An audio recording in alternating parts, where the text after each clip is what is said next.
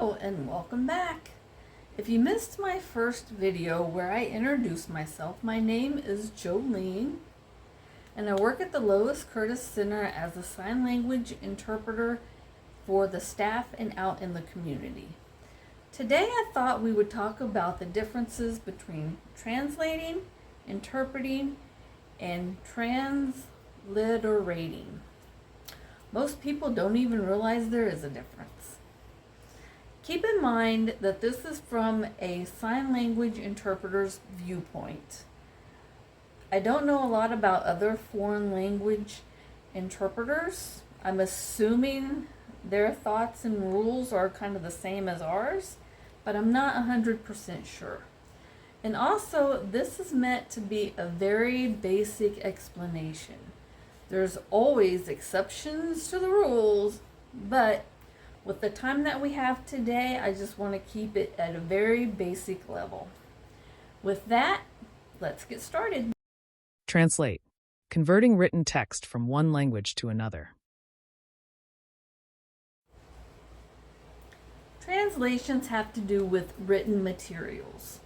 So it can be documents, forms, applications, books, a website, a user guide, and they use translations for subtitles on movies. I do not translate a lot, I mostly interpret, but at the end of this segment I have a few examples that I can share with you. So translating, it's important to be accurate. So it does take time.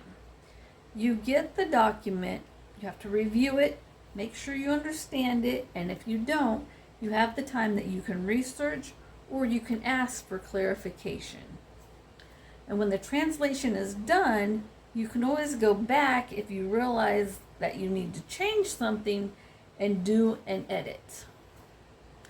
So I told you that I don't translate a lot, but the few examples that I have is if a deaf person gets a mail or if they want to apply for Social Security, they can always come to the center and I can read the paper, and if I understand it, I can sign it to them and they can fill it out. Another example is at a doctor's office. You know, on that initial visit, they give you insurance to fill out and a health history to fill out. I can take the form and sign it to them so they can fill it out themselves. So that is translating. Now we're going to move on to interpreting. Interpreting. Converting speech or sign language from a source language into a target language.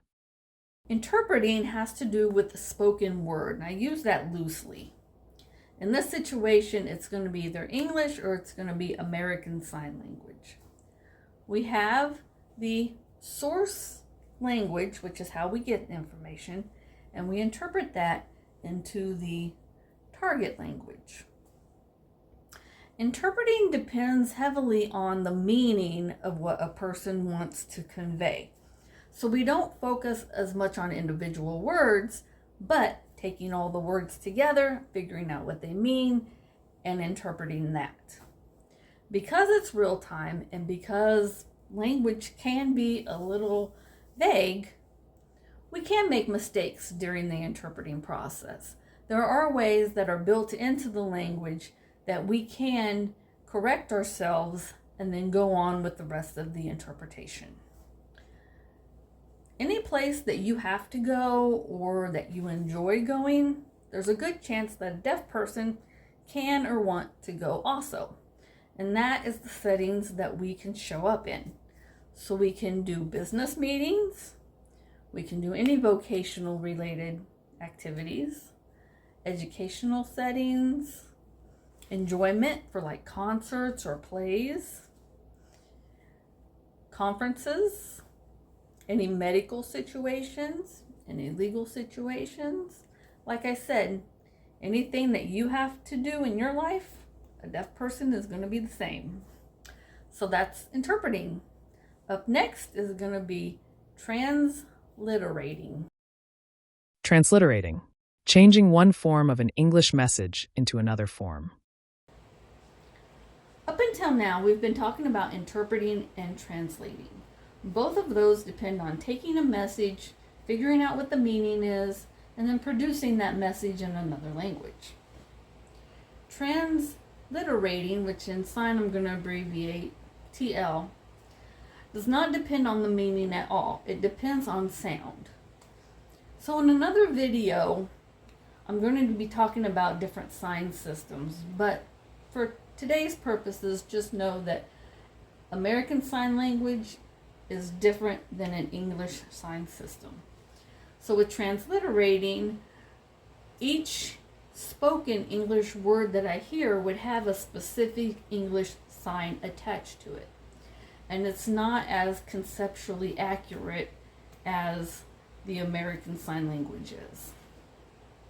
So in conclusion, today how everything could relate to this video is if you had the English transcript of today's video, sent it away, got it changed into Spanish, I'd be translating.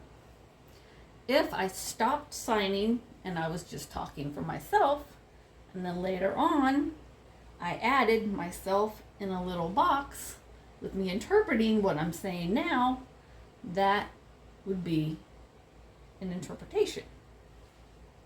As I'm standing here, I'm not doing it 100% right now, but I am talking and signing at the same time. So it's very close to what transliterating would be. So thank you for joining me today, and hopefully I'll see you on the next one. Bye-bye.